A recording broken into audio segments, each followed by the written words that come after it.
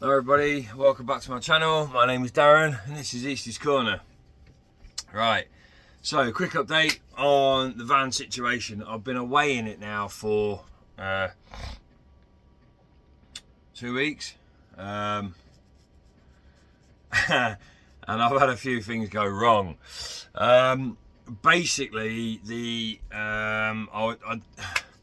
right, just to put you in the picture, I was driving back from work the other day to where I'm camped up, and I noticed that the display behind me was off, and I'm thinking to myself, oh, what the hell's going on there?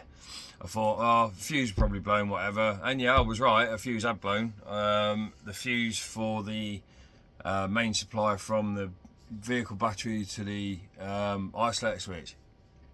So I replaced that for it to blow again, literally that day. So I went to replace it because I thought, obviously, you know, that's obviously the issue. So maybe a week for it, I don't know, because these kits you get off eBay and that, you never know what they're going through, and that there could have been a stress fracture in the fuse or whatever, and it's blown. So I replaced it again, and lo and behold, that fuse blew as well. So what I did, well, I went underneath my bed, underneath the sofa where all my electrics are, to find that the MIDI fuse holder had actually melted.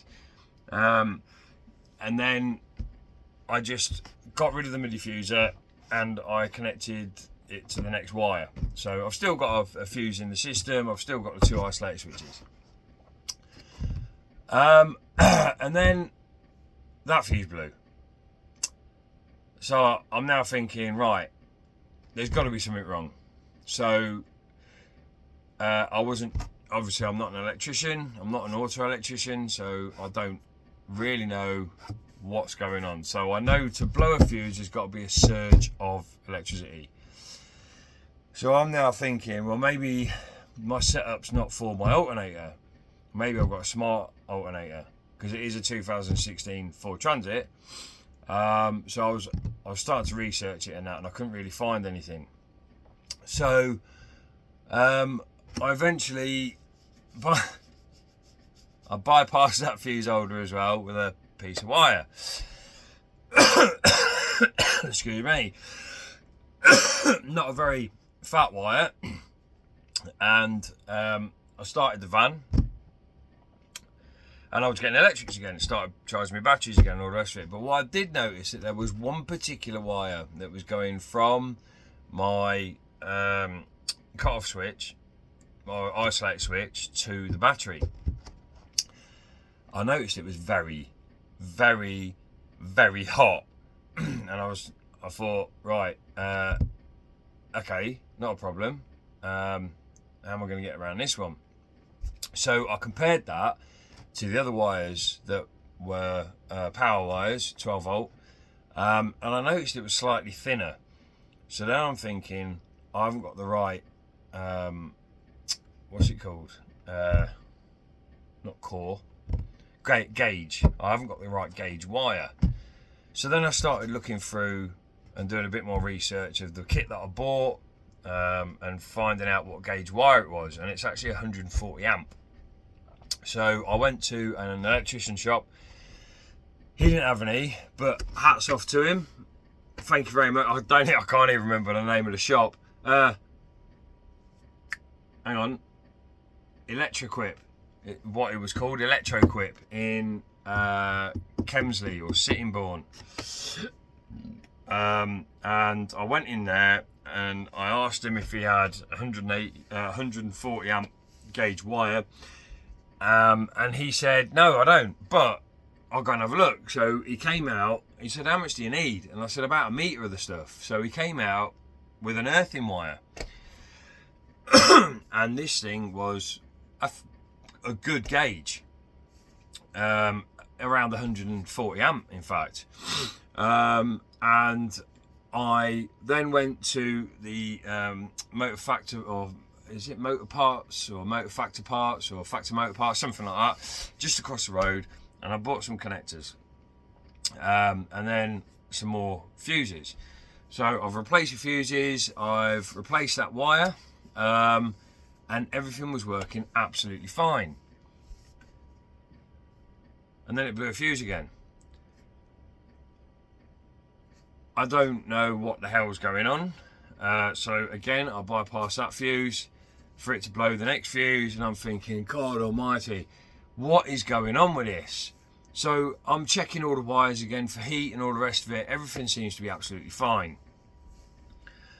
And to top it off, I did my electrical test to find out where power was going and all that.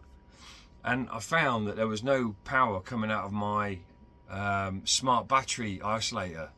So I think these kits you buy from eBay are just cheap Chinese parts that people are putting together and then selling as a kit. So you're better off buying these things separately at, unfortunately, a higher price, because then you know you're getting quality. So yeah, my smart isolator battery, my smart battery isolator thing has gone. Yeah, so I've had to bypass that as well. So I've got no fuses in line and no smart battery isolator, but I've still got my isolator switches. So when I'm running, I have my switch on. When I've stopped and I've parked up, I turn my switch off. So, and I'm only doing about 20 minutes maximum driving a day, or per journey. So there's no way in this world my alternator can heat up. So I've done a bit more research, and apparently if you've got wet lead batteries, your battery gets charged when it gets charged. But when you've got lithium batteries like I've got, it basically sucks 100% power from your alternator until they're charged, or it's charged. If you've got two, it's obviously they are charged. Not going to get into them and these. Yeah, so this can cause your alternator to overheat. And now I'm thinking, Christ, I can't run my van too long now with charging my batteries and all the rest of it. Now, the reason why I've been suffering so much with not getting power is because there's been no sun. It's been cloud cover for the last week and a bit. So I've been using 100% of my battery power. But over the last, thank God, over the last 2-3 days now, the sun has been out all day, every day, even though it's freezing. It's like mine, was it 0 degrees, 1 degree, something like that at the moment where I am. But the sun's been out all day, so that's been keeping my battery topped up. Lovely. So my conclusion is that I'm going to have to now buy another smart battery isolator. I'm going to buy a digital display one, so I know how much I'm getting to make sure it's working. Basically, I know how much power I'm getting from my or how much charge is in my vehicle battery, and it also tells you how much charge is in your leisure battery by the voltage. So I think that will eliminate not knowing if it's working or not. So it will be telling me how much power I'm getting, how much power it's putting out, or how much power is in my secondary battery. So that's what I'm going to do. I'm also going to have to buy some more MIDI fuse holders. So obviously I'm not going to reuse the old ones because they're melted. So they're like £4 off eBay. I'm going to have to get some more fuses. I can get a pack of 10 for like £5 or something, £3.99, something like that from eBay. I'm not learning, am I?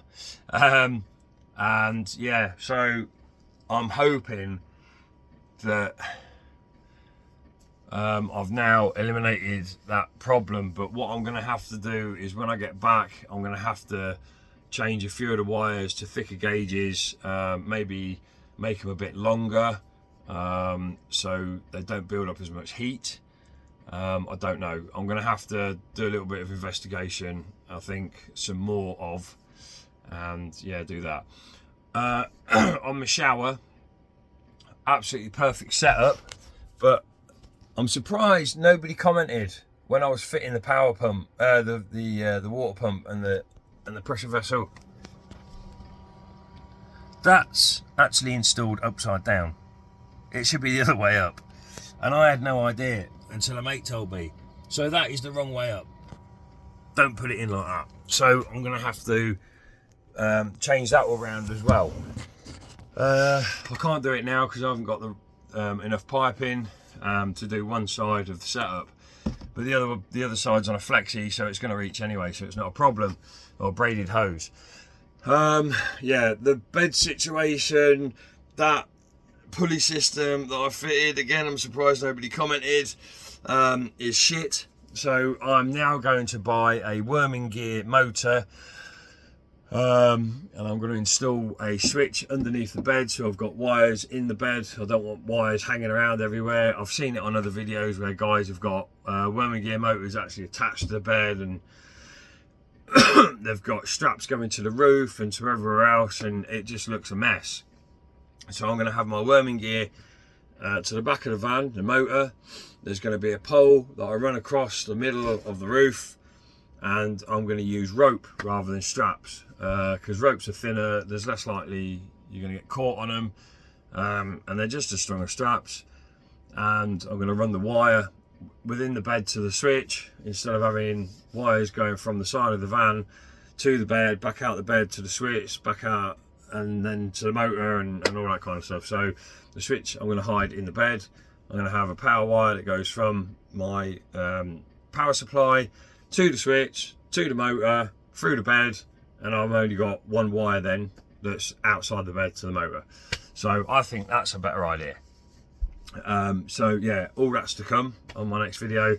The reason why the pulley system that I've installed is shit is you pull on, there's a lot of pulling involved on the rope. It hurts your hand for one. The bed's heavier than I anticipated because it's got mattress on it and all the rest of it. And the bed goes up and it's all over the place. So if you're going to use the pulley system I've got, you're better off going from each corner to a central point to pull one so the bed goes up flat. So yeah, I've got some ideas. I'm going to get this worming gear motor and I'm going to sort all that out so the bed comes up flush. Yeah, just more power and strain on the batteries. But on that, I think I'm going to get another battery, another 180 amp hour battery, so I shouldn't have any power issues at all in the future. But yeah, other than that, the van is very livable. I've been watching my TV, which I've got there, look. Yeah, I've still got a carpet at the doors, and I've got my Xbox under there. I've got all my clothes in there, microwave, household fridge, sink, so we've been doing the washing up, look, toilet, and that's my shower base. And then obviously put the side up to there, lock the side off with that toggle switch, and then yeah, let my curtain out of the bag, pull the curtain around, I have a shower, and here we go, look, I'll just show you the power I get from the shower, okay, with this setup.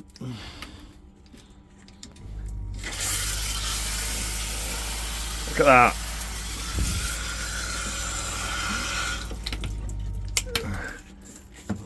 It's like being at home. Yeah, and as you can hear, my pump's still kicking in. So yeah, the reason why my pump's upside, the reason why I found out my pump was upside down is because it's been running all right for the first week. Now, this week for the last 2 or 3 days, it's been pressurizing up, and then 5 seconds, 7 seconds later, it's been running again for 1 or 2 seconds, and then 5 to 7 seconds later, it's been running again for 1 to 3 seconds. And I think that's due to the fact the pump's upside down. Yeah, so there we go. So that was a quick update on van life. So yeah, look at all that, look. It still works lovely, look.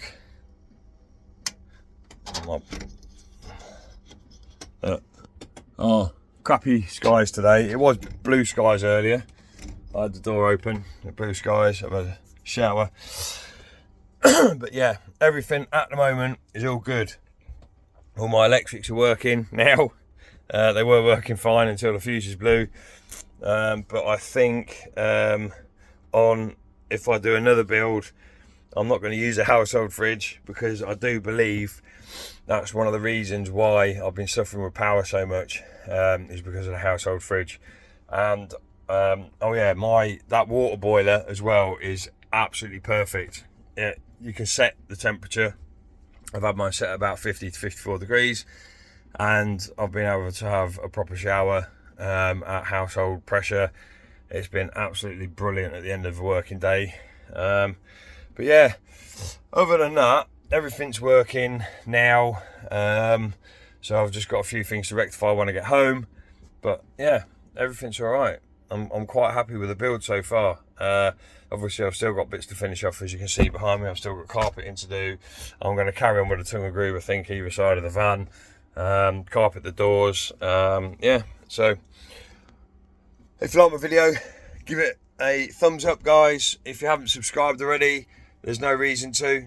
But if you want to see more shit videos, hit that subscribe button.